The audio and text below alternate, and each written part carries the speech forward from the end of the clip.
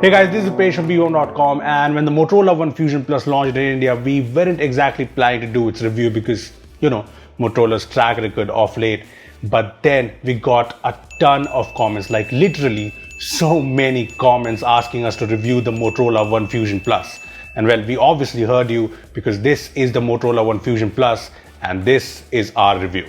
Okay, so let's face it, the Motorola One Fusion Plus has been out for quite some time now, so you obviously know about the specs. So I'm going to keep it simple. I'm going to divide this video into three sections. First, the things I like about this phone. Second, things I'm okay with. And third, the things I dislike about this phone. Now, starting with the things I like, there's obviously the display. See, the display in this phone is something I was excited about. I mean, this is a no-notch, no punch hole display and I really like this. I mean, I'm not sure why makers moved past the pop-up camera design in favor of a punch hole, but yeah, this kind of looks seamless. Yeah, there's a slight chin at the bottom, but I really like the experience of a full screen display. Now, there's one confusion regarding the display. So Motorola mentions the display as IPS TFT LCD in its official specs page.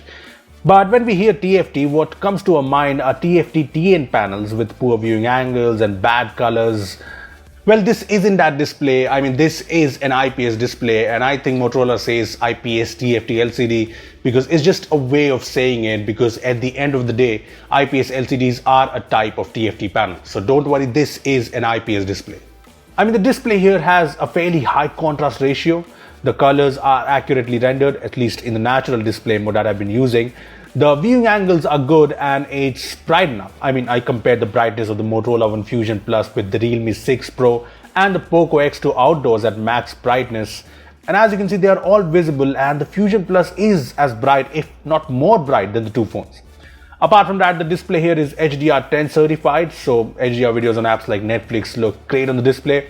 Now, a higher refresh rate display like the competition would have been nicer, but I think this is a good display, so I'm not going to complain.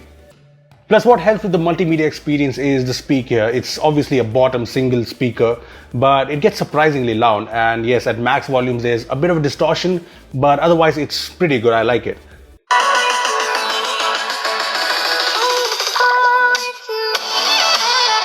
Yeah, it's pretty loud. Another thing I like about the Motorola One Fusion Plus is the performance. See, unlike a lot of Moto phones of late, this is a phone that matches the competition when it comes to specs, and that's a great thing. There's the Snapdragon 730G, 6GB RAM and 128GB storage. So yeah, these are the specs that are kind of the best specs you get in this price range, and I've been using this phone as my daily driver, and if I have to put the performance in a word, I'd say great. See, I switched from the OnePlus 8 and that's a fast phone. And coming from that, I was expecting a big downgrade, but it hasn't been a downgrade. The Fusion Plus has been consistent. No matter how many apps I've opened in the background or which app I use, there has been absolutely no lag on the phone. As for gaming, there's no problems there too. I'm mostly playing PUBG Mobile at home these days, and the PUBG performance on the phone has been great. At HD and high, it was good, but at smooth and extreme, it was almost flawless. I mean, even after 2 hours of PUBG Mobile, there was no heating at all. Yeah, the phone even does not get warm, so that is great. Now, PUBG Mobile runs with this black bar in the bottom, which is a software glitch. And I tried fixing this, but yeah, there's no fix apparently. Anyway, I hope Motorola fixes this with an update. Now, PUBG glitch apart, I have no complaints on the performance front from this phone because it's just top notch. And what also helps is the fact that this phone comes with stock Android. There's Android 10 on board and it's stock Android, almost stock because there are a few Moto additions, but it's just so clean and nice. It's a refreshing change in this price segment. I mean, just look at the UI. There's no bloatware at all. There are no ads at all. This is what we've been missing in this price segment, and it's a big refreshing change, like I said, from MIUI, Realme UI and One UI. Now, this is the thing that has made me truly like this phone, and I think this is the biggest selling point of the Fusion Plus. I mean, even the motor features are pretty good and very minimal. There are these gestures you can use to quickly open up camera, torch, etc. and a lot of other things. There's the motor display, the ambient display-like feature, which I've always liked with motor phones. And there's a new gaming mode. Now, these features don't feel intrusive because they're all part of this one app. So yeah, the software experience from this phone, like I said, is the best you get in this price range. Now, coming to the second segment of the whole video, the things I'm kind of okay with. First up, there's the cameras. This is the quad camera setup you get with the phone, And I'm putting the cameras in the okay list because the cameras aren't bad. It's just a mixed bag. So the 64 megapixel Samsung sensor is the highlight here, and well, it does quite good. Daytime photos look really good with just the right natural colors and contrast. I mean, just look at this photo of my bicycle. It's great.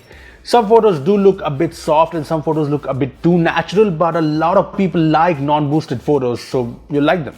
In low light though, things are kind of mixed. I mean, most budget phones struggle in low light, but I expected the 64 megapixel sensor to capture more light than it did. It's not bad. In fact, some of the photos are really good and sharp, but a lot of photos are a bit on the darker side and the lights aren't handled very gracefully.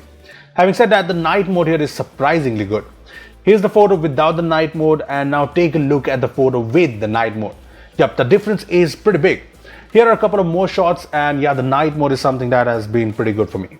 Along with fairly good shots from the primary camera, the Motorola One Fusion Plus also takes some pretty good portrait mode shots, and there's also good macro shots, something I never thought I'd say. Good macro shots.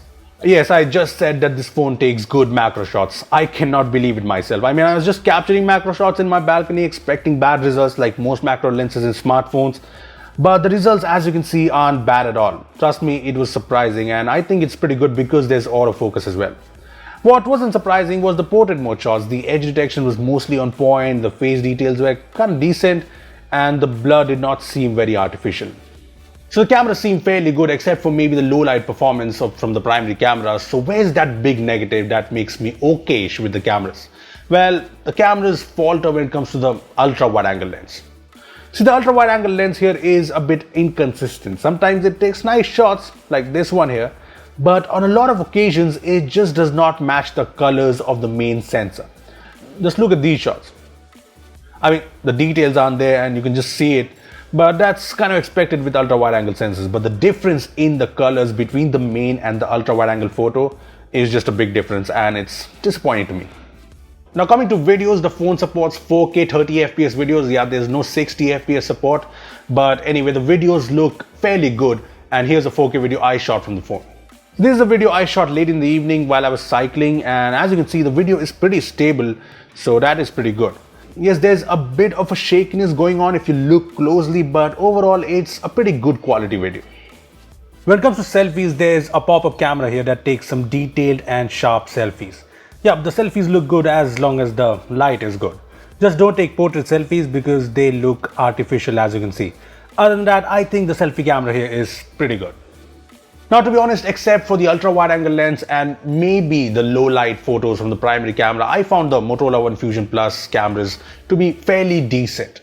And it's obviously not the best camera phone in this price segment, and I know that because I compared the cameras to the Poco X2. Take a look. See, in daytime, the Motorola One Fusion Plus compared well, but the details are just better in the Poco X2 shots. I mean, let's just zoom in on this shot. Yeah, see the difference? Here's another shot, and again, let's just zoom in and you'll see the difference. In low light, the Poco X2 is again way better. Every shot is more sharper and it's more color accurate. So yeah, the camera performance on the Motorola One Fusion Plus isn't gonna blow you away, and it's obviously not the best, but like I said, it's decent if you're okay with decent cameras. Another thing I am okay with is the battery and charging. Now, to be honest, I'm more than okay with the battery performance of the phone. See, the big 5000 mAh battery coupled with stock Android in this phone makes sure that the phone lasts long. I mean, just check out the SOTs that I got from this phone. Yup, as you can see, I always got more than 9 hours of screen on time, and as you can see, my usage includes PUBG sessions, YouTube, a lot of other things, basically everything. So yeah, this is pretty impressive. I mean, more than 9 hours of screen on time. I mean, starting the day at 100%, I would easily go to the second day, and that's when I'm using my phone extensively these days. So the battery life is pretty good. The part I'm not okay with is charging on this phone. The phone comes with this 18-watt turbo power charger, which takes 42 minutes to charge the phone from 10 to 50% and 2 hours 28 minutes to get to 100%. That's a lot of time, and yeah, this would have been fine back in the day, but in 2020, I'm not so sure. I even tried charging this phone with the 27-watt charger from Xiaomi, and it charged at the same speed. So yeah, you'll have to live with the 18-watt turbo power. Now, coming to the things that I absolutely don't like about the Motorola One Fusion Plus, there's obviously this design. See, the Motorola One Fusion Plus, unlike other premium phones in this price segment, has a plastic back, which would have been fine if it would have had a matte finish, but this is glossy and it gets pretty tacky pretty quickly. Now there are redeeming factors in this design, like the speaker I talked about. There's the fact that the fingerprint scanner is pretty fast, and there's also the headphone jack. But the problem with this design is that there are more problems in this design. I mean, this is a phone that's pretty thick at 9.6 millimeters and it weighs 210 grams. So this is a hefty phone. I mean, I got used to it, so maybe you can too, but yeah, this phone feels big. Another thing I don't like is the 3 buttons on the right. The Google Assistant button, the volume rockers, and the power button. Now, I like the dedicated Google Assistant button, but these 3 buttons combined make up for a really cluttered experience. I mean, it's been a week since I've been using this phone and I still haven't got used to it. I have always accidentally pressed some other button. So yeah, it's a cluttered experience. Another thing I dislike here is the fact that the front has no display protection whatsoever. No Gorilla Glass, nothing. So yeah, don't remove that screen protector. There's also the fact that the phone has a hybrid dual SIM micro SD slot, which might be a problem for people who use both dual SIMs and micro SD cards. This is not a big issue, but I just wanted to mention it. Apart from that, the Motorola One Fusion Plus does not have face unlock, and that's obviously because the pop-up camera is just very slow. Yeah, take a look. Yeah, slow. Very slow. Now, another big negative in this phone is the fact that it does not have a compass, aka magnetometer. So what does this mean? Now, let me explain. See, with no compass on board, the device does not know your orientation or in which direction you're facing. For example, Google Maps worked fine for me, but since there's no compass, it did not know my direction.